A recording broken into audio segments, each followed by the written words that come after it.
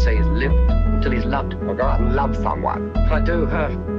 Have you told her? No, you know me. I'm too shy. Here, I could cable her. Oh, why not semaphore? Arthur, you've got to declare yourself openly. Otherwise, you'll stay right where you are. Flush. Flush. Flush. Flush. Flush. Flush. Flush. Flush.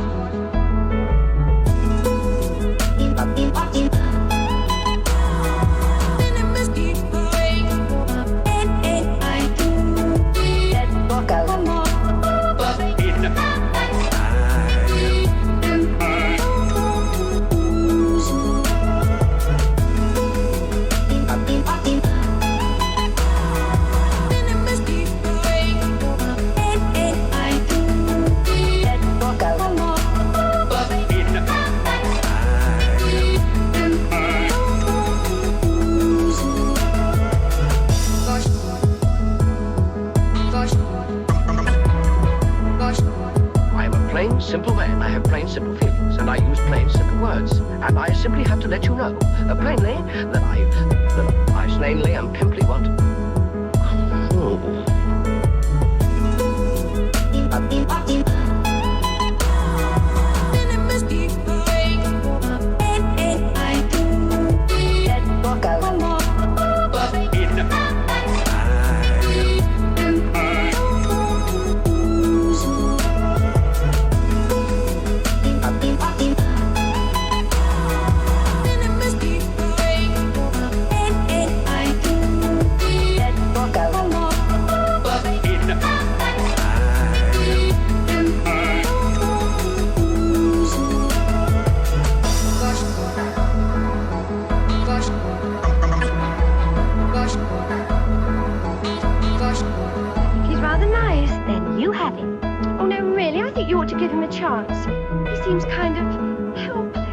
Helplessness is the last thing I am looking for.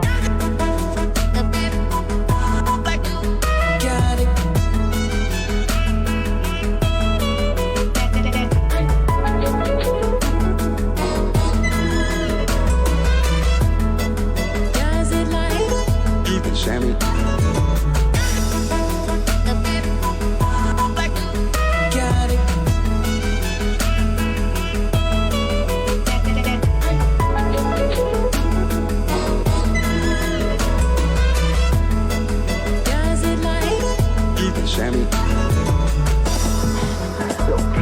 If we're going to spend the rest of our lives together, you must learn not to interrupt. The rest of our lives? Yes. You mean marriage? Of course. You've got a nerve. Got several of them. They're all functioning normally. Do you realize what you've said? I should do. It's pounded in my brain often enough, asleep and awake, in the drowsy fantasy moment of every lonely dawn. Well, come on. What's your answer? You've taken my breath away. Oh, it's just the sudden realization, you see, of the fact that I love you.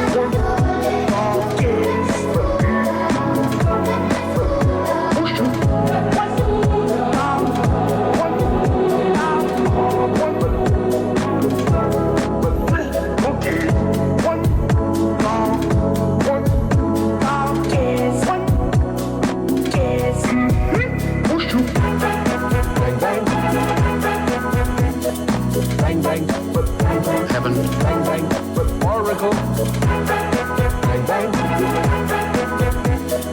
bang bang, heaven, bang bang, oracle, bang bang, bang bang, heaven, bang bang, oracle, bang bang, bang bang, heaven, bang bang.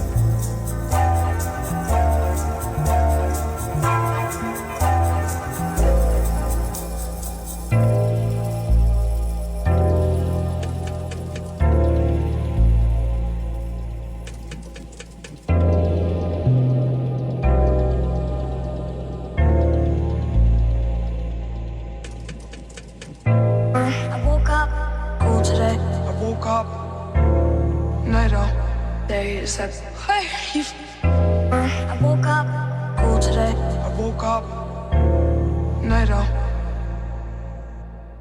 I woke up cool today. I woke up night out. Days up. Hey, you caught me? I woke up cool today. I woke up night out. Days up. I woke up cool today. I woke up night out. Days up.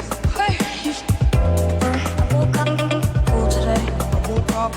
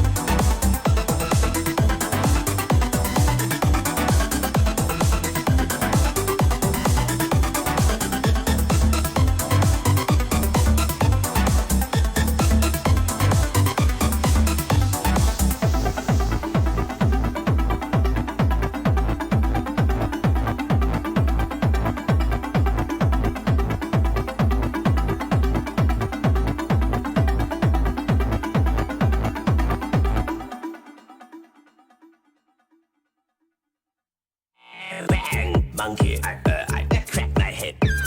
I bang, monkey. Snake, crack my head. I bang, monkey. I smoke, crack my head. I bang, monkey. Crack my head. Wow, bang. Immensely strong. This called it. My head and I bang. Strong. This called it. Monkey. Bang.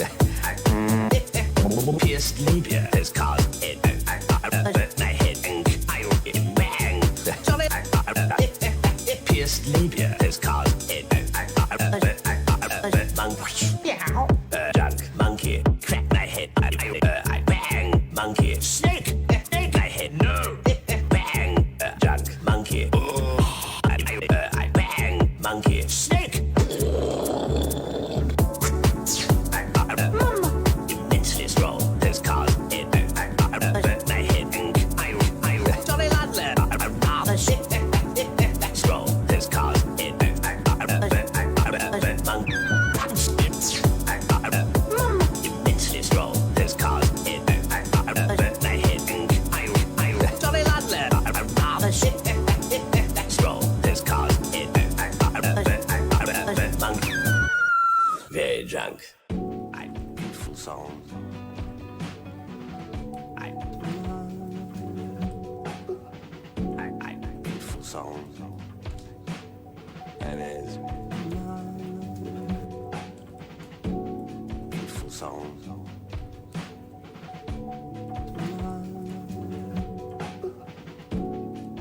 Song.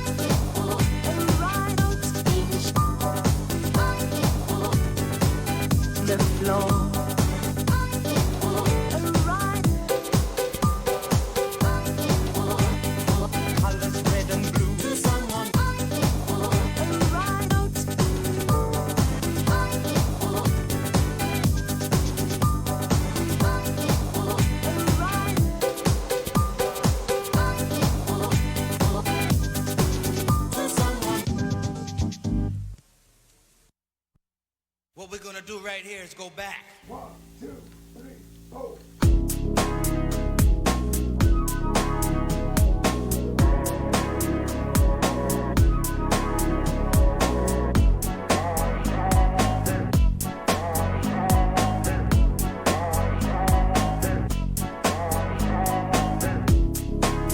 Way back. Louder with Crowder Studios, protected exclusively by Walther and Hopper.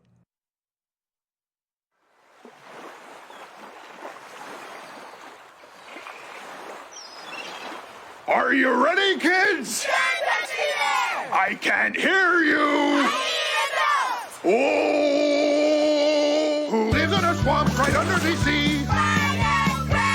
Who sniffs your aunt's head and won't let her flee? Who touches your mom and gropes all the kids? Be sure not to tell your dad what I did. Horny, bite and grab it, bite and grab it, bite and grab it, bite and grab it.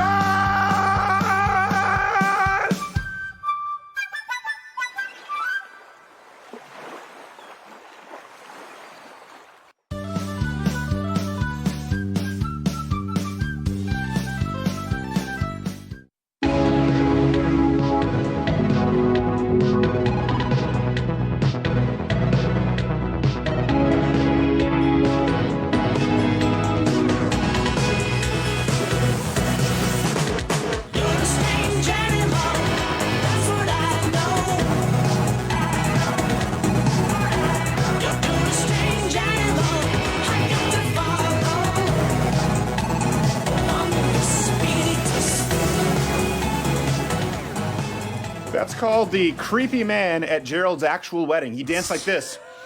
And we locked eyes, and he looked across the floor, and he was mad because I think he saw me, mocking him naturally to my wife. Not and he just was doing this, but he did this. Like, gave it a little bit more vigor. Gave it a pause and then anger. jumped back Hey, in. we have Dan Crenshaw on the show today. Boom. My half-Asian lawyer, Bill Richmond, is here in third chair. Thank you very much. Even though you have a screaming baby, I know who kept you up all night. Yes, he did. Little Asian baby. You can still carry this show with true. one hand tied behind his back. Mainly because he has very short arms, quarter black hair, showing your quarter hood. Boom. And G. Morgan Jr., what's the one of the your day? hood pass? Boom? What's the one of the day? Don't. Love you. You missed your chance. Nobody cares come on. anymore. It's a rosé. I don't get to sell product, and I don't pay you. Hey, Dang it. question of the day. We're going to have Dan Crenshaw on. We'll be talking about the recent sort of deplatforming apocalypse, I guess. Oh, my gosh. We wanted to talk about the recent Transgender Vice powerlifting video, but it'll still be there Monday. So question for you. It's still there. Has the recent deplatforming that's occurred to a lot of people on Facebook and Instagram, has it been jarring, or do you, like me, worry that it might just become white noise now? And how close are any of you to deleting... I see what you did there. You can do it because you're yellow-ish. Any of you close to deleting your social media accounts, and which platform do you think is most likely to go first? We've been getting an increasing number of emails about that. Yeah. Facebook. That's because your down. grandmother's on Facebook. Really, Facebook has gotten so old. Remember, you used to have a college address? Full of boomers. It was like MySpace. Started like MySpace was for whores, Zanga was for Asians, and Facebook was for elite college students. There you go. Not anymore. That's Asian. You've lost your way, Facebook. You need to be yourself. When my mom's on Facebook, you know it's gotten old. When you're on Facebook, you know it's gotten old. not. Starting us off today, I'm not old. Your mom's on me. Jessica Chastain. Do I pronounce that correctly? Is it Chastain in it's French? Jessica Chastain. Chastain. And what's the next one? Her name? Ava DuVernay. I don't even know who she Ava? is. Sure. Anyways, Ava? they chastised Game of Thrones. See what I did there? For racial insensitivity. This comes from the inside. Both influential women of Hollywood tweeted following Sunday's episode in which the show's only named character, who was a woman of color, was killed. Spoiler alert, I should have said that first. Yeah. I should note, they weren't really upset about the killing as much as they thought it was racially insensitive the way it was performed.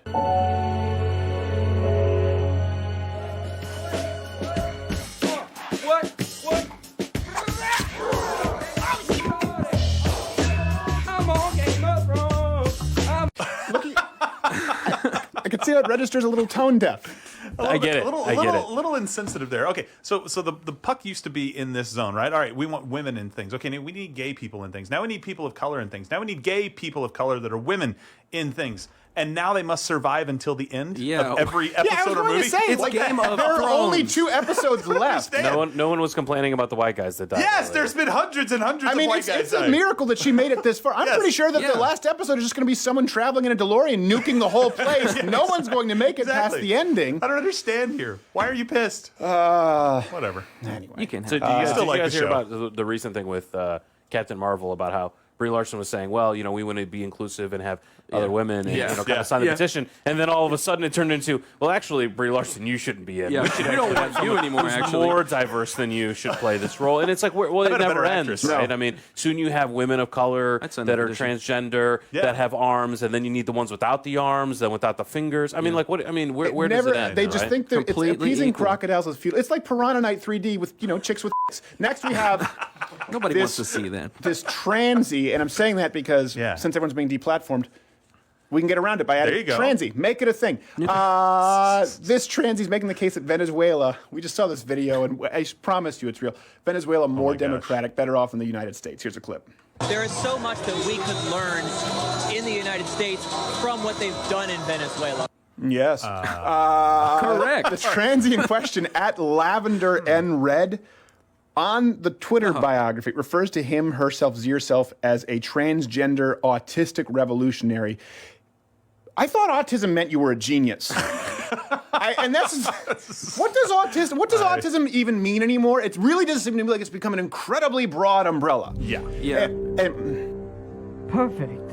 I see this program has commenced as planned, and they have yet to notice me. But you must understand that for me, the shadows are not a place from which to emerge, but a place in which to dwell. For it is in the shadows that I can accomplish my greatest work, and with time, exert my greatest authority. So I had one autistic when I was a kid in grade school. We had one autistic. He was Chinese. His name was. Do we have to bleep that? I'll say Wei Feng. Does that help me? Anyway, he was autistic. It hurts either way. And it seems like there's a range from genius, virtuoso, to actually mentally retarded. This kid should have been called mentally retarded. He would walk around like, and he would talk about comic books. Right. And I would get in trouble. This is a true story. So we were in the middle of our final exam, close to summer, and we're doing a math exam, and Wei Lung gets out from his desk with incredible purpose, by the way. Gets out from his desk, stands up in the middle of the exam.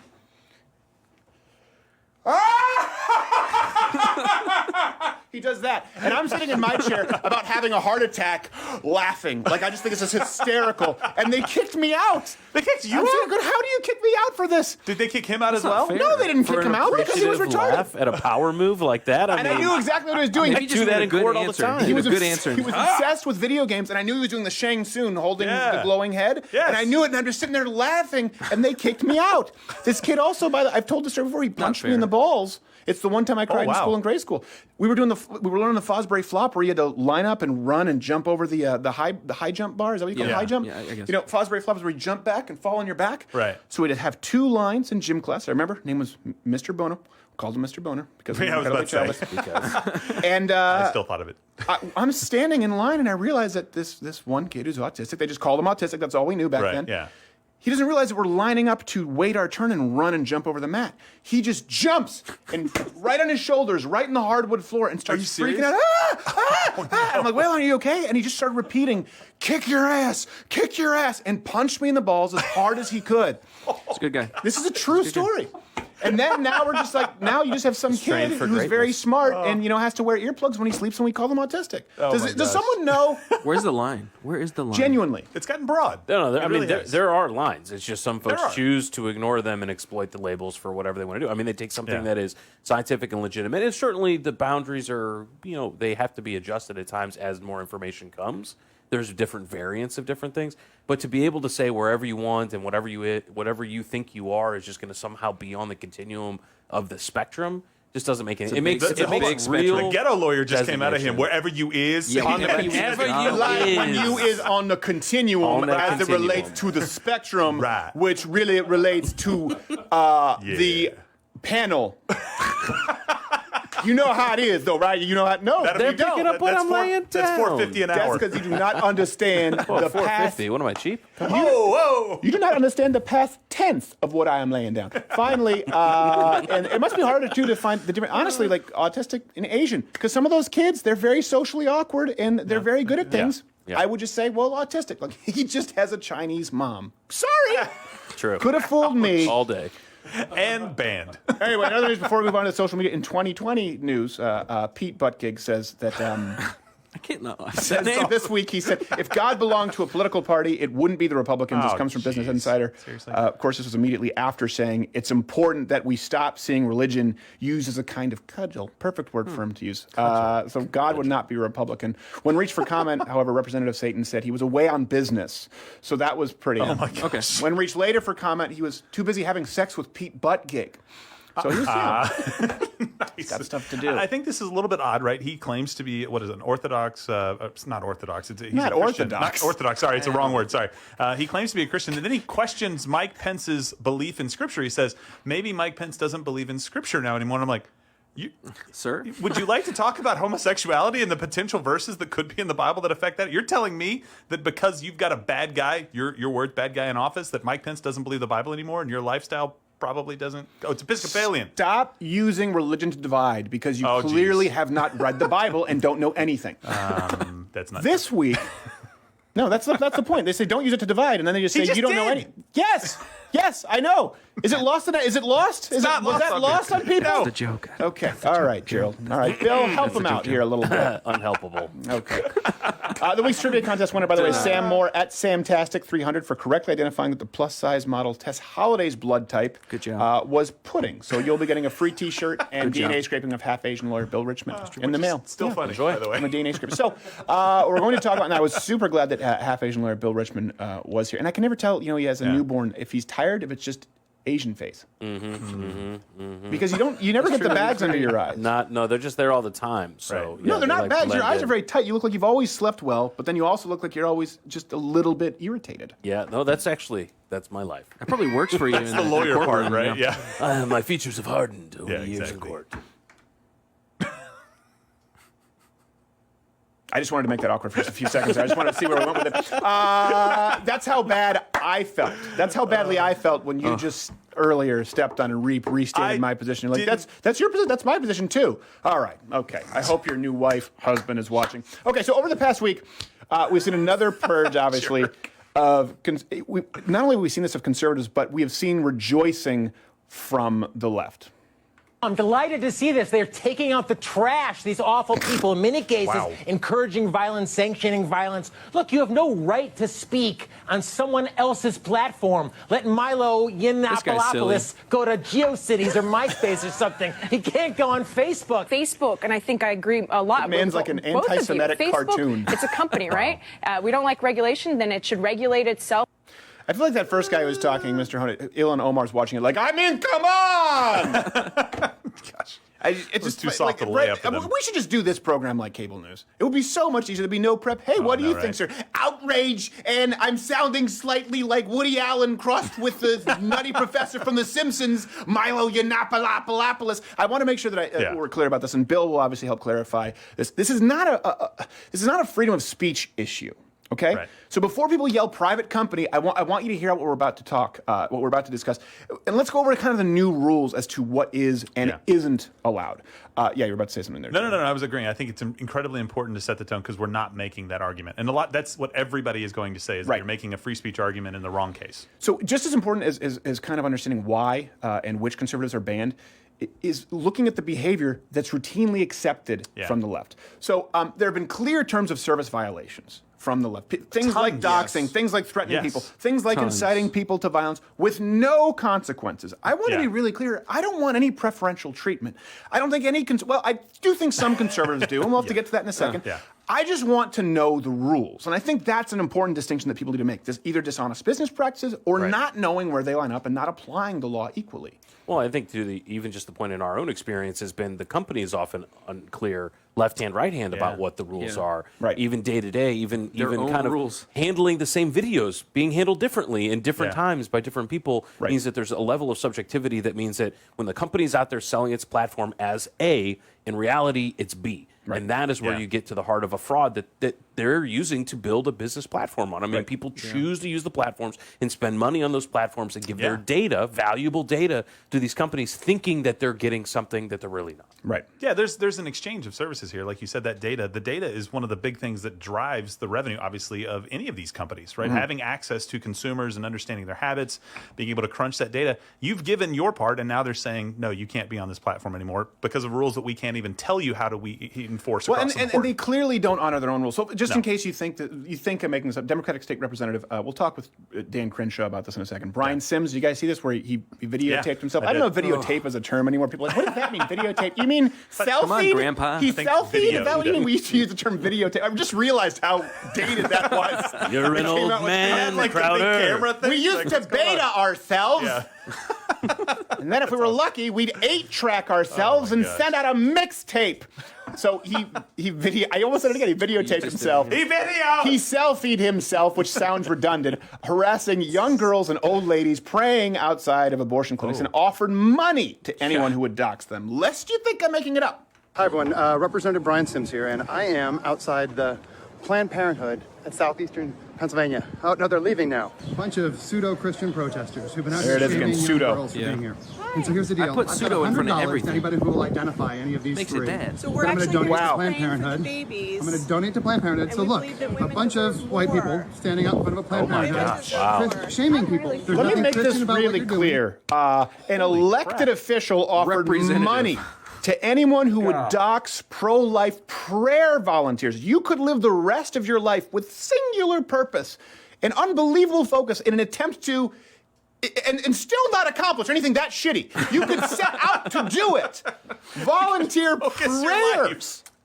Oh my gosh. Pseudo-Christians? What does that mean? Don't use religion to What does that divide. mean? By the way, you're a pseudo-Christian because You're from praying. my point of view. That's also Alexandria Cortez. Cortez was talking about this week. She says those people don't know anything about women's bodies. Talking about the Georgia bill. It's like, well, hold on a second. We don't know anything about women's bodies. All right. After 6 weeks, the reason it's called a heartbeat bill is because you're stopping a heartbeat.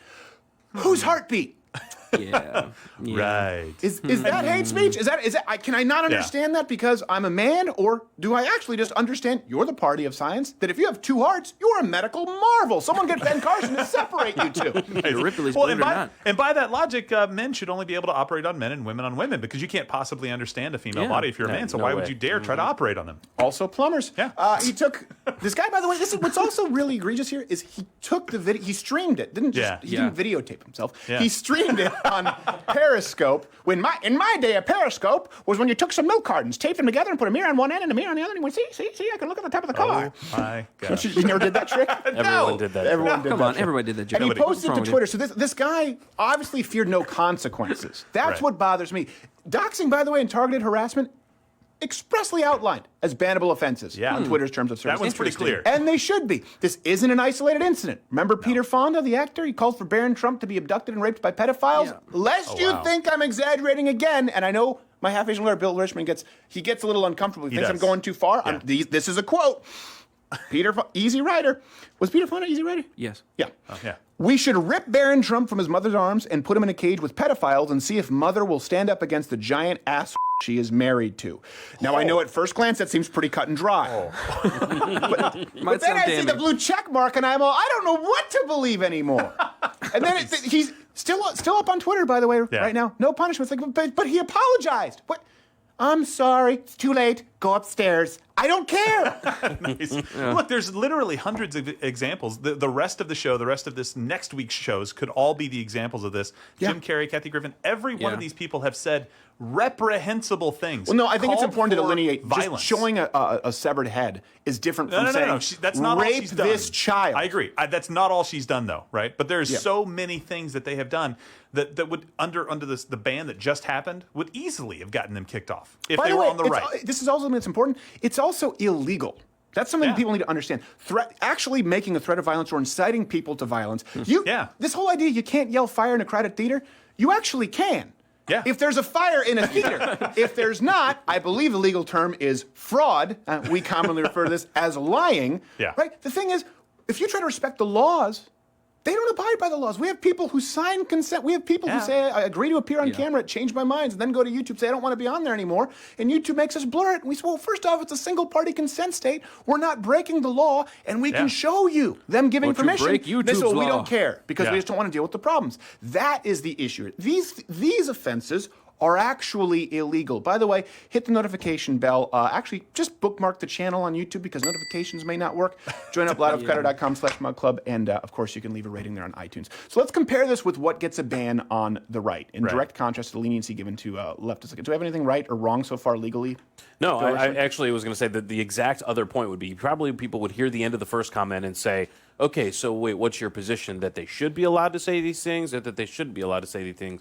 And the point being that there's a disparity, right? The whole point is people are being treated differently not because of the certain what they're saying. It's because of the view that is being espoused by what they're saying. Right. So what they're supporting. And Jonathan Hoenig was just making the point that I don't like what they're saying, and so they shouldn't be able to say it. I'm like, wait, what? Well, No, that's what I went not to the whole private platform thing, and that's not what we're talking about. We'll get to that difference between publisher and platform. That's the most important point here that I think a lot of people have missed when they're calling for regulation. So on Twitter, though, before we get there, several of the accounts that were banned, I think within the last 2 weeks, the Ocasio-Cortez, the parody account, James Woods was suspended. The MAGAphobia account, which was very surprising to me, it tracked violence against conservatives. It's like a block parent on Twitter, effectively. I'm videotaping what's going on. This account is like someone videotaping an Antifa person punching an old lady in the face, saying, "Hey, watch out for that guy! You're banned. Why? Because you upset the old lady. I was trying to stop her from getting punched. Right? She was really upset." Exactly. And paper-thin reasons were given. For example, the parody account of Cortez would clearly fit the guidelines for Twitter policy. Parody accounts are allowed. Yeah.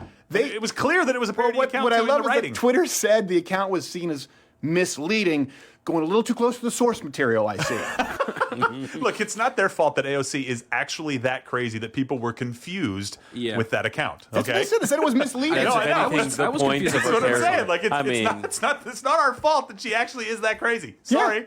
You're telling me that the problem is that I say stuff that should be completely untrue and nobody should believe it, and that they believe it, and that I'm the problem? Yeah. It's her. Bernie's thoughts, it's hard for me to tell the difference. Sometimes I have to undo the retweet because I retweet it thinking I'm dunking on Senator Sanders. And I realize, wait, it's not him. He really sounded like he was that mad about Pringles. This person has emulated his voice remarkably.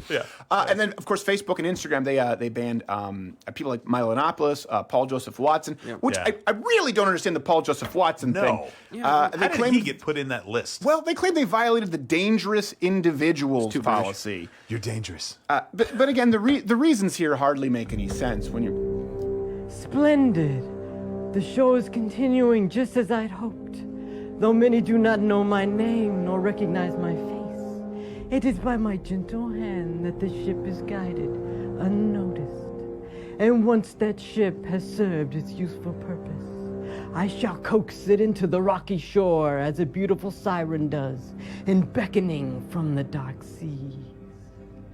So is there a legal precedent there for dangerous individuals? Is that a law? No, I mean they have their own policies, right? And those policies sometimes they deign to give us a definition of them, sometimes they don't. Those definitions often change. It's possible that they have drawn from some statute, but it's not expressly referenced. So no, the policy itself does not refer to any particular law when it says dangerous individual. Well, and what's really dangerous to me, ironically, here is that they say someone like Gavin McInnes designated dangerous individual, by Facebook, and now they're saying that anyone who associates with these people could also be a dangerous individual. Well, I don't know how far that necessarily extends. Obviously, Gavin has been a colleague of mine. We've worked together. But then we've had people on this show who we don't agree with at all. Is that considered association? The rules are never clear. Yeah, absolutely. And they said something about just taking a picture with Gavin McInnes. Well, Louis Farrakhan was one of the guys that was banned on this. By the way, I would stand up and fight and say, I hate everything that person says, but I feel like they should be able to say it.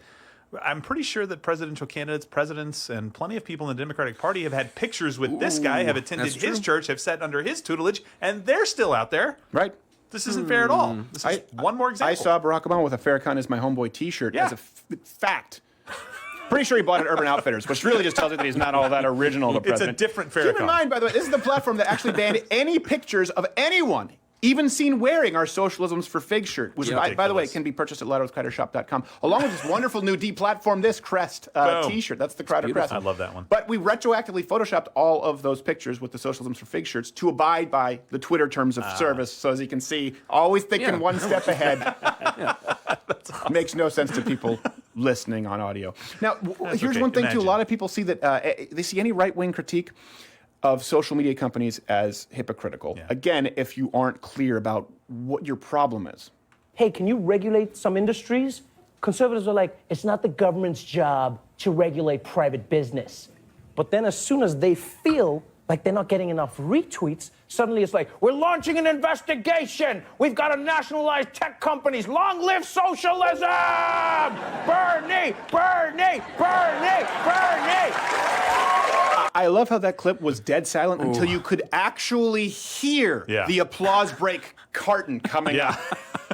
The flashing. Even his audience, like, I don't know what to do here. I mean, I get he's the affirmative action Comedy Central hire, but we thought he'd make it easier for us to play along. We don't want to nationalize social media. No. And this is my proposed solution. This is really why I want to get Bill's take on it. This allows all parties the freedom to choose, okay? Yeah. And I think it just needs to be as simple as a question needs to be answered officially, legally, on the record. These social media companies, in a court of law, they need to decide whether they're platforms or publishers, because those two things are very, very different. A publisher, something like the New York Times, or even Louder with Crowder, or this channel, they can monitor content published on their site. They have to take responsibility for it. If they publish defamatory information or they incite violence, they can be sued for that because they're responsible for the content. A platform, which would be more like, say, a cell phone company, they provide a network, they don't monitor, they don't censor your calls, okay? Now, the reason that people have referred to these social media companies and have come to know them as platforms is because they've legally been afforded some of those rights not granted to a publisher. And what are those? Some of you might be asking, ones that protect them from being sued as long as they operate as a platform. So if someone tweets, for example, something defamatory about me, like, I don't know, puts on a fake Nazi symbol or says that I wanted to kill all the Jews, Twitter can't be sued for that as long as they're a platform. But that means if they're a platform, this is how I understand it, and then Bill's going to correct me here, they cannot determine which point of views are allowed, disallowed, pick sides, or try to determine winners and losers just based on point of view. There's a difference between a publisher and a platform, and I think that lately they've been acting in a way that would put them firmly in the territory of publisher, and people don't know the rules. Bill. I would give the analogy to explain it to the left of when you hear folks on the right say guns don't kill people, people kill people, right? It's the person utilizing Facebook kills the tool. people. No. Facebook. Okay. Yes, they do, actually. Yeah, sucker, yeah. In the back of a pizza parlor. Ooh. In front of the pizza parlor. I'm joking for people who got really... No, I'm not pushing Pizzagate. Sorry, but continue. Right. So the idea is that is the tool doing it or is it the person controlling it? And if you're not controlling the tool, then the person who is the one that's in trouble. So it's the publisher, the one who's putting the message out, and the person who is just the phone line, the tool provider, the platform. Right. There has to be a protection of that because otherwise there would be no financial incentive to be, for example, any kind of platform to provide those kind of tools. Right. If a criminal, orders a drug deal over a cell phone, does that mean that we should punish the cell phone companies because they should be controlling it? No. And in that same way, the companies have changed. Recently, Jack Dorsey actually admitted, surprisingly, in an interview that he found himself to be a public marketplace of ideas and that was talking about his determination as a company that they should be censoring and again, censoring not in the constitutional sense, but censoring in the idea of how they're going to limit what the ideas are. So they are actively choosing it. By actively choosing, they've crossed that threshold from just a neutral platform to a publisher who's choosing the messages they want to put out there, and they should be held under the same standard. So how would we do that? Would they be called to testify? Does there need to be a hearing? My point is, I think before we get to any kind of regulation, is give them the opportunity to answer, make them choose publisher or platform. In which case, I think we'd be talking about like public utility laws. What would that be? They have to testify. Some of it could be within the courts, right? So the existing law that's out there, the precedent that's out there about when you cross from. I mean, this isn't an unusual question. It's not like this is the first case that would ever be heard about what's the difference between being a publisher or a platform or that kind of thing. Right. But it's actually putting them to task. And the thing is that people have asked this question over the years. It's not, it's not like, just all of a sudden 2019 people are asking this question. Right. But in the past, it's been different, and we can see it's changed. It's been an accretive change over the years where now they are firmly over the line, especially platforms like Twitter and the new policies that are coming out from platform and YouTube or from Facebook and YouTube. Yeah, YouTube. That are making it completely different. I mean, we knew a year or two ago when it was open hunting season at Twitter on conservative views, right? Right. Now they would call that's because when you move the center so far left, everything on the right is far right. Right. Which, by the way, is also very, and I want you to go to your point, it's also very important to conservatives out there. If we do this, and this is, I think, the route that we should take, again, comment, let me know, that means that if you're a conservative, you're going to have to accept these rules for everybody. So don't break the law. Right. Don't criminally trespass, right, and videotape someone, I'm going to use that word again, film someone on their private property and then claim that you're being... Please don't do that, because you can film in a public area in a single-party consent state. You cannot go into someone's home or on their lawn and film them there. Just like you can't put out there a false meme that you know to be false to harm somebody just because you don't like them. And that means conservatives are going to have to allow Ilhan Omar, Farrakhan to post all the anti-Semitic crap they want. By that same token, Twitter, you can't allow Hamas to recruit people, right? So at that point, when we say you're a platform, then at least we know, okay, you have to, at least there has to be some semblance of abiding by the law for which all of us can have reasonable expectations. Right now, there's their rule set, and then there's law. And sometimes you can be obeying one and breaking the other. For example, Peter Fonda hoping that Barron Trumps get raped by pedophiles. You would think, oh, I don't know, that seems like a threat. That seems like it could be an actual offense. Twitter says we're A-OK. AOC parody, we're a little murky on the legality at that point. I just want to know what the rules are, and I think that's what conservatives need to be pushing for, not locking arms hand in hand with people like Pelosi and people like Cortez, who also want sweeping regulation of these companies. And the point that he made, Trevor Noah, made that we want, like, it's because of retweets and likes and we're not getting it. That's not the point at all. The point is that you have to have, and this is where it does circle back to a free speech argument. The only reason these things are coming up is because in the world, not on social media, there are free speech fights going on right now on what is hate speech. Is it really even a thing? Is it okay for you to try to understand what's in somebody's head when they commit a crime and it's a hate crime, or what they say and it's hate speech, or it's some pseudo protected group that all of a sudden we can't say anything bad about them because they're the cause. Well, I don't think hate speech is not an actual thing in the United States. As far no, as but people are technically no. But hold on, but people are calling it something, right? They're saying that's hate speech. You can't say that. No, That's the movement. This is a real question. Right now. Is it because in Canada and the UK, hate speech is it's an actual legal term? Yes, that is an actionable offense. In the United States, hate speech is that a thing? I'm not sure if there are some states, or each of the states could have their own laws. So there's certainly some states that probably have that as a definition. I don't know. So my point wasn't that not that it's a law, but society is starting to lean that way and say, oh, this is hate speech. You can't say these things. And that's filtering into these platforms. The things that are happening out in our culture today are filtering into the platforms, and that's why they're kicking people off like that. It's because there's social pressure from other people saying that's wrong. That's why it is a First Amendment fight on that ground. Yes, and I think it's important that people do understand the legality of it and understand the difference between a platform and a publisher. And by the way, unlike what we'll talk about Bill Barr with Dan Crenshaw. We have to get to him. He's probably waiting for us. He's under no requirement to speak with more lawyers, by the way. He's under no requirement to provide a completely unredacted report to the public and or all members of Congress. This is a legally relevant question here, unlike the Barr situation, because I know people will accuse the left and the right, no, man, you're all just playing politics. No, we just want some clarity. We're calling for more transparency, not less. I think that's pretty important because, again, when you talk about sweeping national legislation, it's not about Donald Trump right now. Again, the MAGA hat wearing people who just like to troll. No, there's going to be someone else in office after President Donald Trump. So let's try and take some steps in the right direction, allowing for more freedom, not less. The good news here is we can actually take a first step, low cost, requires very little bureaucratic red tape or any kind of overhaul right away. It only requires the truth. It requires social media companies to put their money where their mouth is. And if they want to continue to benefit from the umbrella and the legal protection of a platform, fine. Or do they want to remove it, edit, and censor content based on point of view like a publisher? This can all start with just 2 yes or no questions. And all that's needed to start a revolution really right now in fairness and transparency and honesty is to get these big tech CEOs, the owners, in the hot seat. And all that's required is to get them to answer yes or no. That's what I think a good starting point would be. All right, we do have to get going to Dan Crenshaw, half Asian lawyer, but thank you. So we have to go. He's smart too. Both.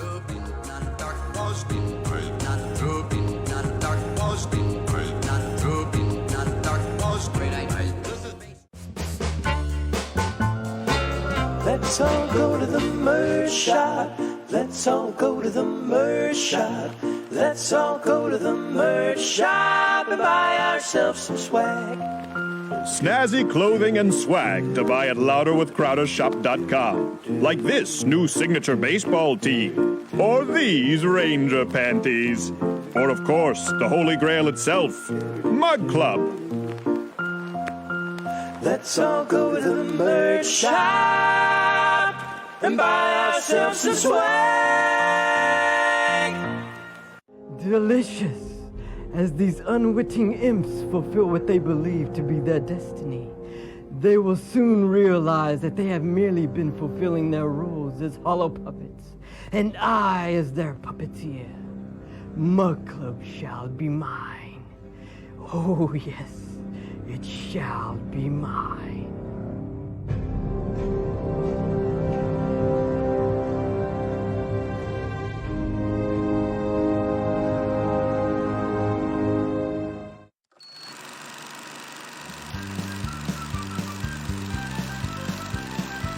Are you ready, kids? Ready? Don't touch me there. I thought John's doing it. Okay. Biden. Won't Fred under DC. Cash, it's hard to do in that voice. Is that? I don't remember how they're just screaming. Just keep doing what he yells by. Hey kids, join Mug Club at louderwithcrowder.com/Mug Club. $99 annually, $69 for students, veterans, or active military. You don't need a promo code anymore. You just check a box. And now for Barely Legal with Bill Richmond, sponsored by Mug Club. For Louder with Crowder, I'm half-Asian lawyer Bill Richmond. Today's question comes to us from Ethel in Beaverlick, Kentucky, who asks, as I have often heard them used interchangeably, I'd like to know what is the difference between a TRO and an injunction, if there is any difference at all. Ethel, great question. I'll start at the top. An injunction is one of two things. Either a court telling you you can't do this or affirmatively saying you must do this, certain actions and restrictions. So the types of injunction generally, and these words and terms kind of differ depending on what state you're in, you'll have a temporary restraining order, which is that TRO. Stay tuned for more Barely Legal with half-Asian lawyer Bill Richmond. So will only last for 2 to 4 weeks. In a temporary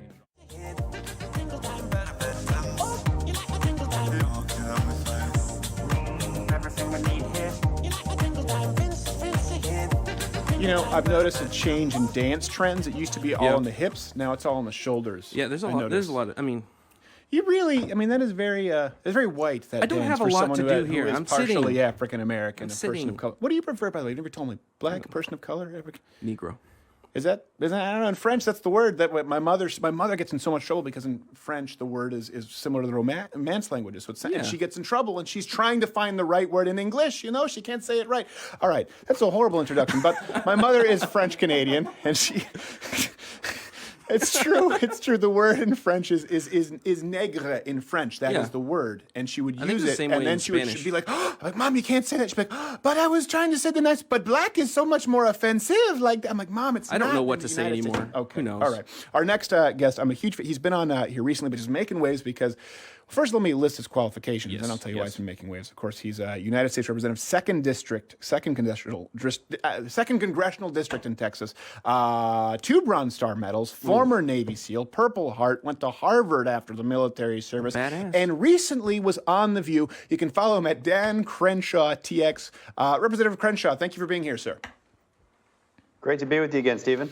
I'm glad to have you back. Now, right before we went to air, I asked you, and you said you have very strong opinions on this. Before we get to what happened with The View and Omar and all that stuff, can you name me an instance where it would be appropriate to wear black athletic socks with shorts? I don't think there ever is. Well, you're wrong. So here's the thing. It depends on how you're defining black athletic socks. If you're talking about tube socks, then I think you can make a pretty good argument. I'm not so sure why anyone wears tube socks in the gym. Okay. Because I mean, really, what is the functional value of the tube sock? You have to constantly pull it up. Is it looks? Do you think it looks good? Is that what if that's what you're referring to, then I agree. But if you're referring to more ankle athletic socks, like running socks, then I really see no problem with having black socks. I see a huge problem with it, as well as your comments on tube socks. Allow me to explain my position. You did not walk into The View here, sir. I will defend my position. We'll defend it. Okay, tube socks, deadlifts, tube socks to reduce friction on deadlifts. That's why all powerlifters use tube socks when they deadlift, because you can scrape your shins. Never deadlifted if you think that's true. Oh, of course. Look at Magnuson. Look at Andy Bolton. It doesn't help that much, but it does help a little bit. What's your deadlift, Max? Tell everybody. 455. It's not that impressive. It's not like Manny, who's very small. Yeah, I'm not particularly strong. That's not bad. No, for me, I'm naturally a weak person. I made the 1,100 total club with a 315 bench, 455 deadlift, and a 425 squat. And for me, that was a big deal. Mark Repetto has made fun of me And you pooped your repeatedly. For that. I did not poop my pants while squatting. My uncle did do that. And then when it comes to athletics, you're a military man, so I would imagine you respect efficiency. Here's the deal. White athletic socks are always appropriate with shorts. There is no discernible benefit to having black athletic socks ever. So why not just have the white athletic socks? Can we just go back to, do you mean tube socks? No, I mean any black. Even if it's not a tube sock, what's the advantage to a black sock? What about sandals? Exactly. That's a whole Tube different. socks We'll and agree sandals, on man. sandals. We'll find. But what's the advantage to a black athletic sock ever? What's the advantage to a white sock? Because you can wear them with shorts. Well, why can't you wear black socks with shorts? You can. No one will respect you. All right. Is this a Canadian thing? No, it's not a Canadian thing. It's a Canadian It's a man who knows. You still haven't explained why you need tube socks to do deadlifts. They all do. All the best deadlifters do, and so I do it. It's anecdotal, but I want to be like Magnuson someday. No, it's not. Listen, it's not going to protect it if you actually really pull it back into your shins, but it can protect with a little bit of like the friction burn. You're supposed to smack your shins with deadlifts. You're supposed to lean back on those deadlifts. Oh yeah, we've had Mark Ripto in here, and he's giving me hell for not leaning back enough. He's like, well, I deadlift more than you, so you probably do. I give that to you. And then Mark Ripto will tell us that we are all wrong every time on the show. He's like, you are an absolute failure. This is You can be right, and he'll still say you're wrong. Yeah. Question about, since we're talking about gym fashion real quick, the thing that I don't understand is the giant headphones in the gym, like the Beat headphones. Yeah, you mean the bacteria saucers, I call them? Yeah.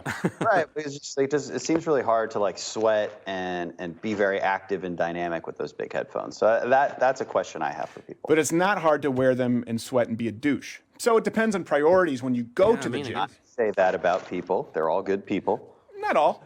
Not all. You don't need to say it. Hashtag not all. No, I do. But I always look at them like it is a back. I mean, when I wear these, and so we've had a couple days where it's hotter in the studio. Yeah. You get sweaty in the ears. I cannot imagine wearing this while working out. It would be miserable. It would be absolutely miserable. All right, speaking of miserable, that's a great segue. You were on The View this week. We covered it on the website. When we first went and grabbed the video, it only had a couple thousand plays. Like, this is something everyone's going to want to see. I want to toss to a clip here and then ask you your thoughts. So we have that queued up there, Quarter Black? Okay, here's Representative Dan Crenshaw. What happened to our country's promise of give me your tired, your weak, and your poor people? But as it turns out, about 80–90% of those don't have a valid asylum claim once we actually get their documentation. Because what they've learned over the years is that they need only to raise their hand and say they're claiming asylum, and that they need a child with them. That has deal been with the Department of Homeland Security, and these are the numbers that are coming out. I was on the border for one day in the Rio Grande Valley. They had 14 kids that were identified as being with adults who were not their parents. I thought this was a formidable performance. I encourage people to go watch the entire interview, the entire segment in its context. Let me ask you this, though. What was the experience like, and what did you expect? Or I guess, what did you expect to gain going on The View? Now, I think it's a great thing that you do, but some conservatives think it's a lost cause to go on shows like that. Oh, it's definitely not a lost cause. And you do this all the time. You're always on college campuses. You're always putting yourself in uncomfortable positions. And politicians have to start doing the same thing. And now, I'm not the only politician to have gone on. Mike Lee went on recently. Steve Scalise went on. Right. What happened was exactly what I would have expected. I think they are respectful in the sense that they stick to the issues that they said they would stick to. I knew I was going in for a more combative conversation, but that's the point, right? Like, you can't just be on Fox News all the time. You can't just stick to your Republican clubs. You got to go to college campuses. I've started doing that a lot more recently too. I was at ASU not too long ago. We're going to start doing more college campus tours throughout Texas. And you've got to speak to a different audience. Right. And you're not going to convince all of them. The ones who already don't like you are still not going to like you. That's fine. But maybe some will be persuaded, and maybe some who really didn't have an opinion, and now they do, and hopefully it's a good one. And so you got to stand your ground, but do it in a respectful way, and that was our whole goal. Do you find that it's tough, though, to express the whole idea, for example, behind camp? Like, we've done debates on this show, and obviously I've gone on I mean, every network actually not named MSNBC at some point. Sometimes I've never been invited back. But do you find, and the idea behind Change My Mind was to remove the constraints of a network show or cable news, where we go, let's not edit it, either mine or their responses. Do you find it hard to make a convincing argument within those constraints of traditional media and a commercial break, because what I saw was you talking about the illegal border crossings, 100,000 last month, and how Border Patrol agents, I think you said, I think the number you said it was, they say they maybe catch 1 in 3. And Sonny just saying, no, that's not true, and not presenting any evidence or numbers of her own. You don't have enough time to call her on it. I mean, you just kind of have to move on. Well, that is a constraint, and it's just something you have to deal with, as you know, when you're on these, very quick segments. And I think that's why Americans, by the way, are so much more enthralled by these long-form conversations. That's why people are downloading podcasts more. They want to listen to people talk for an hour or 2 hours. They want to see a more drawn-out debate, and there's a real hunger for that, which I think it's a good sign. It's a good sign that people are more interested in that. But it's a constraint we have when we're on TV, and you've just got to anticipate the arguments so that you can quickly hit them back. Right. Right. And I think when she said that, I simply said, well, you have no evidence for that. Right. I just called her on it right there because she did it. I mean, and if you do show it to me, and this is a problem with the immigration debate in particular. When I'm debating with somebody on the left, they simply say, well, I don't believe your numbers. Well, okay. Right. What numbers would you believe, and what do you think is happening? I mean, why would I lie to you about this? That's kind of a cheap shot, right? But again, it's particularly a cheap shot if they don't present anything themselves. Like if someone says, well, hold on a second, for example, you're taking these numbers here. I've heard people talk about climate science. They go, well, you're picking these decades, and you're not picking these decades. If you widen this graph, you look at a different financial outlook. I understand that you can manipulate statistics. Always. But if they present nothing and just say, wrong. What? Yeah. But again, I'm not trying to convince her in that moment. I'm hoping that people at home are watching and say, wait a second, she just called you a liar, but she didn't actually say why. Right. That's what I'm hoping, and that's why you go on these shows, because I'm speaking to a non-Fox News audience, and they're Americans too, and we got to talk to them, and I bet a lot more of them would agree with us if we just spoke to them. Yeah, that's true. No, it's absolutely. And the non-Fox News audience is sometimes referred to as not 80-year-olds named Ethel. So that's often the case. And it really is true. The median conservative demo on traditional outlets used to be really old, and now with podcasts, that's why they're trying to change social media. They're trying to because the demographics going younger, Generation Z, it skipped millennials, are becoming more conservative. Speaking of social media, you on Twitter were speaking about Representative Brian Sims. We tweeted about this. The story went everywhere, where he was effectively harassing elderly, at least one elderly woman outside of Planned Parenthood. People can see the whole clip. And you tweeted that it was, I want to make sure I have this right, that a great example of how to teach young men not to act. Now, back on The View, you talked about criticizing ideas as opposed to insulting people in today's political dialogue, and I agree. But let me also say, you really called Sims' character into question here, which I don't think is out of line.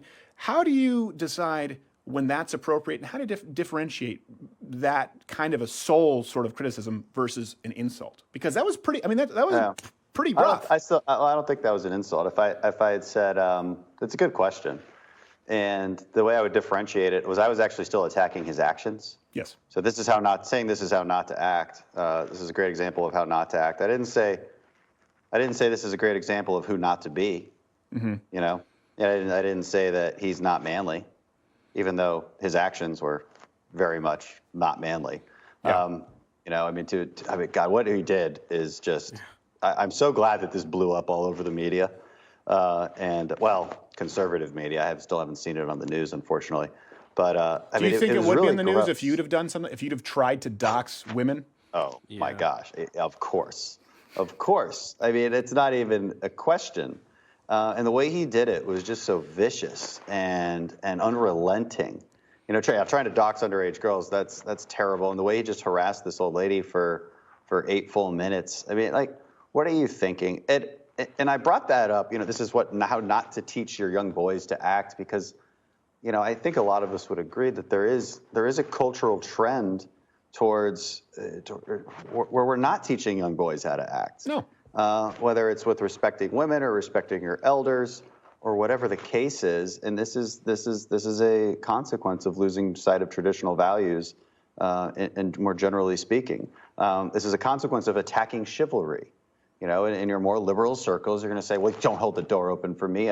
Women will say that. Right. Also Dubai, but yes. What are you creating when you attack these kind of values? I mean, you're creating a moment like this where it's okay for this guy Brian Sims to go up and treat people like that just because they have a different idea or they disagree with him on something. I mean, it was just such a vicious video. It was really vicious. It was incredibly vicious, and I would not only say unmanly, I would say the action came across as bitchy. Where do you live? Where do you live? Where do you live? What's your name? Where do you live? Like repeatedly, I'm going like, that just really seems like a bitchy high school girl who's trying to humiliate somebody. He's fanatical. Yeah. You know, he's captive to his emotions in such an extreme way that he can't control it. And that was really obvious in that video. He could not control his emotions the way he was attacking these women. And because he's so set and he's so convinced of his righteousness. Right. And it's really problematic. And I think a lot of conservatives see that and we're like, it's something we deal with quite often where we're dealing with another side that seems a little unhinged sometimes, and that was just an example. I do think it was a state rep. The fact that it was a representative is especially why I probably wouldn't have commented on it otherwise. But it's very scary that this man he was elected at all. And like you said, not only do I think if it were Republican, but let's be honest. Your mugshot's not going to make a lot of friends with people who don't like you already. This man harassed a woman. They're just going to show a picture. You're like, oh my God! Look at that cleft in the eye. What is he? What is this monster? You're not going to get a lot of grace. I'm just shooting you straight here. Not even close. No way. Or should I? No. Nobody should get any grace for that. You know, it's just terrible. All right, final thing, and then I would like to go to a web extended really quick after this for people who are Mug Club members. But final question before we go to that: House Judiciary just this week voted to move ahead in holding Barr in contempt of Congress, refusing to show up to yet another hearing. Before we go, your thoughts on that? Yeah, there's a lot. Okay, so first of all, they're asking him to show up and be questioned by lawyers, not representatives of the people. Right. Which was problematic to begin with, and I don't see a problem with him saying, no, I'm not coming. And also, I think we all have a pretty good idea of the circus that the Democrats are trying to put him through at this point. The contempt issue is also regarding his unwillingness to release the fully unredacted report, which Democrats know is perfectly illegal because of the grand jury testimony necessary in there. Barr has offered about between, I think it's 98.5% unredacted, 99.9% unredacted in Volume 2, which is all the obstruction of justice, which is what they really want. He's offered them that. They refuse to see it. So this is a total charade. It really is. They know it's illegal. Let me ask you to simplify this for illegal. American people, because it's hard to keep track of this, just like the Russia stories. It is, There's a lot of fatigue. Yes. They know that. That's the point. They know it's hard to keep track of. They know it's confusing, and they're trying to win the war of confusion. And it's a really dishonest way to battle. I agree. So let me kind of to distill this for people who don't necessarily know. You know, they've said we're in a constitutional crisis. Is it a right of Congress, or is it a right for these? First off, is it a right of Congress to see a fully unredacted report completely? In other words, is there a constitutional crisis and a lack of transparency there? And is Barr legally required to show up to another hearing before lawyers? No, neither, because this was an investigation done by the executive branch. They don't have to share it. Remember, Congress has the right to do its own investigation. Right. So the Democrats can still do that, and they can waste and they can go through wasting all the resources they want to do the exact investigation. So that's where the balance of power actually comes into play. And they can hold Barr in contempt all they want. He's of course under no real obligation. So right. Well, I think it's just important to clarify for people because they go. A lot of people say, "Well, hold on, he has to show up." No, he doesn't. Well, he has to release the full report. It's illegal. No, it's not. And when you frame it that way, you go, "Huh, okay." Maybe I should look into what's been confusing me a little bit. Because, I'd say we do have a constitutional crisis if those things were illegal or legally required. All right, if you can hold on for another couple minutes, that is Representative Dan Crenshaw, 2nd District of Texas. Dan Crenshaw, TX on Twitter. We're going to go quick web extended for everyone who's Mug Club because you got to keep it longer, a little bit.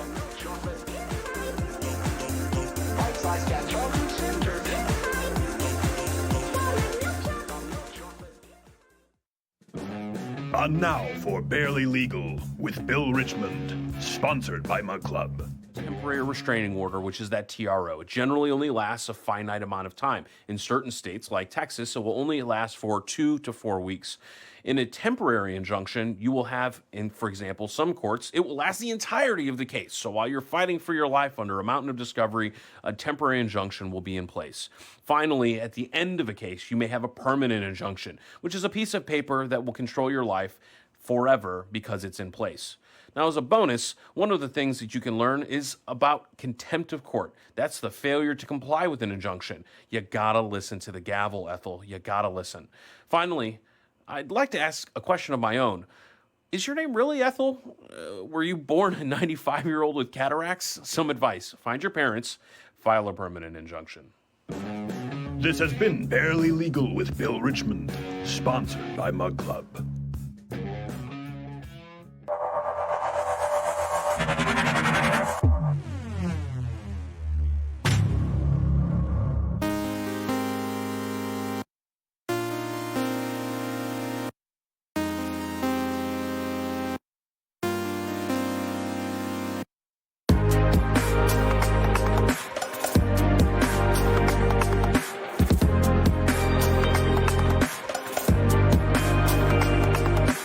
Lucas, do you copy?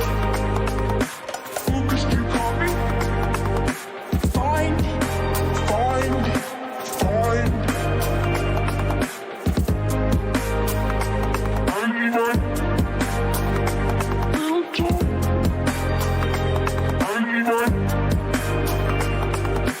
Lucas, do you copy?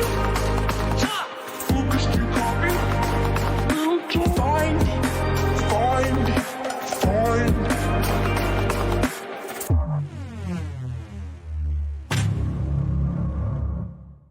One live read of the week. I bet you're expecting me to plug Mug Club, louderwithcreditor.com/Mug Club, where you'll also have some exclusive content with Dan Crenshaw and the Hodge Twins this week, along with The Daily Show. But you already know about that, and if you haven't joined already with the deplatforming, you'll never join.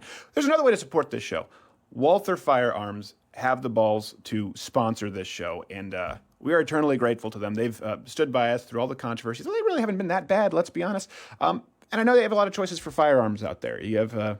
I don't know if I can name them. Brand X. They're all good. Here's the truth. I'm not going to lie to you and sell you something you don't need. I particularly prefer the Walther. I always have. I went to them to become a sponsor, not the other way around. And at a certain point, you just have to decide on personal preference and who you want to support. So Walther Firearms, just go to the range and try it. They're fun, smooth triggers, extremely reliable. These babies basically sell themselves. I'm just goosing it along a little bit.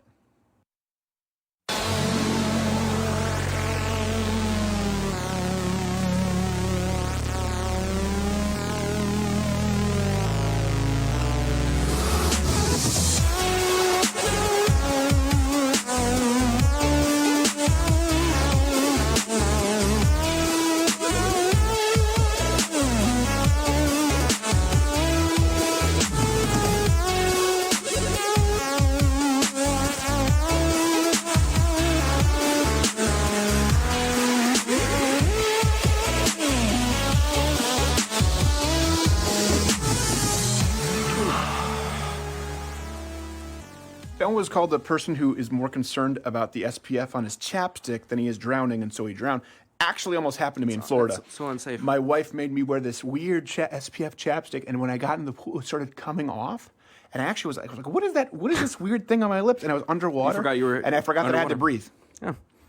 Just your preferred host, ladies and gentlemen. This is why I say put no faith in me, because I put very little in myself. Incredible job. I almost forgot. I almost died because I forgot to breathe accidentally. Think about that for a second. I have no business being on this platform. Thank you so much, Representative Dan Crenshaw. Yeah, man. I'll let you know, it was obviously we had to pre-tape because he was a busy man this week. So there is that extended version, of course, for those who are at Mug Club. And if you're not, listen, we're not going to pitch you on it. It just means you don't want any of the content anymore. I wanted to talk about something here today. You know, I was talking with someone the other day, and I realized this has always aggravated me, and I kind of knew why, but I hadn't articulated why, and then it came up again. How often do we hear this all the time when someone describes somebody like, "Oh, he's really nice"? Yeah. You hear that as There's a you lot. say, well, hold on a second. How is this? What do you think of this guy? that mean? I guess he's a nice guy. And I've heard that a lot. And I heard it recently with someone who had a daughter who was telling me, well, I think who she's doing, he seems like a nice guy. Who gives a rat's ass? It's something that's always bothered me. Sure, listen, don't get me wrong here before I move on. It's obviously good to be polite, to be respectful, okay? But we place far too great of an importance on nice. Don't let nice be your guiding light. Don't let nice be your litmus test. If you make nice your primary value, and I know, ironically, it sounds nice to do. It makes you sound like a nice person. If you make nice your primary value, it can render the rest of your values completely meaningless. Because guess what? At some point, you are going to, if you're a person of conviction, you will have to unkindly defend your values. You will have to unkindly stand for something. Now, of course, I want to make it really clear here. I'm not saying that all nice people are cowards. That is not what I'm saying at all. I'm not saying you should be mean. But let me just let you in on something. And I think everyone knows this who's been actually betrayed in their life or who has had something happen with a friend. Betrayal requires nice. True deception requires nice. The devil you need to worry about isn't the one who shows up with a creaky coffin and a pitchfork. It's the sweet talker. It's the charmer. It's the one who can give you everything you want. Or the one who even just provides a little bit of relief. Just eases your discomfort a little bit. Basically a nice guy. And just as certainly the flaws that and we've talked about this a lot on this show, trying to correct ourselves, trying to work towards self-improvement. The flaws that you may look for within yourself, they're not often going to show up as festering sores. Sometimes they show up as pretty bows that you wear to cover them up. And none of this is to say that you should not be nice. Being nice is a good thing. More important than I would say being respectful than being nice. Meanness for meanness' sake just as surely is evil. Don't get me wrong. My point is that as a society, we really do place far too great of an emphasis on nice. We often give it, when you think about it, first billing and how we describe people, ideas, even scarier, and how we judge them. Often the people who say don't be judgmental are the people who judge people whether they're nice or not. And my point here is that nice can lie. Nice can deceive. Nice can be wrong. Of course, so can anger. But guess what? Truth can't. Give you some examples. Socialism, passed off as nice, but it's wrong. Osama bin Laden in particular was apparently very nice to children, but he was wrong. And that's why I've always said I don't believe in political centrism or middle ground for political centrism's sake, because people say, well, look, we found common ground. And, oh, well, that's nice. But was the truth found there on that common ground? Let me make it a little less extreme, because I know you're thinking socialism, Osama bin Laden. All right. Everyone knows somebody like this. Think of someone in your life, your buddy, who's the nicest guy in the world, never raised his voice, had a conflict in his life. It could be him or her, okay? We all know someone. Got that person in your mind? He's wrong. Because some things, this is important here. And I know this may sound like, again, I'm saying not to be nice. Some things in life are worth fighting for. And fighting by its very definition is not nice. And sometimes we use the disproportionate value that our world places on nice to abdicate our responsibilities, to avoid what we know is worth fighting for, or to avoid even looking at what is worth fighting for in the first place. And because the fight, even though it may be righteous, we know is going to piss some people off. And that's not fun. That's hard. No one ever blew a gasket at someone for being too nice. I understand that. That doesn't mean that it's right.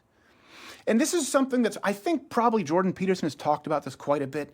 It's important to be a good person. It's important to be a well-rounded person. Just as it's important to be physically healthy, as it is to be mentally healthy and spiritually healthy. It's important to learn to be polite, to learn to be respectful, and to learn to socialize with others. But just as important, and something we don't often talk about, is to learn how to fight, to learn when to fight, to learn when conflict is appropriate, to learn when the value of nice should be trumped by the value of actually standing by your conviction. So the next time you think about someone, this is my challenge to you this week.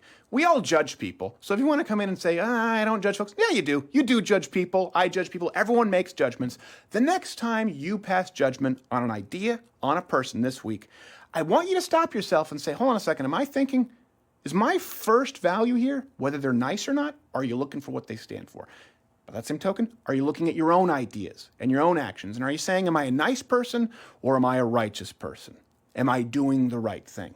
If I could change nothing else this week, it would be that at least even just a few dozen of you go out there and place a different importance, a different level of priority on following, believing, living out your principles, fighting for them when appropriate, and then let's have nice somewhere toward the middle of the pack. That's it. You don't need to eliminate any of them. Let's just shuffle up the leaderboard a little bit. Okay, I'll see you next week. Thanks for listening, watching, wherever you are. I don't care. See, I'm not nice. It only takes a time.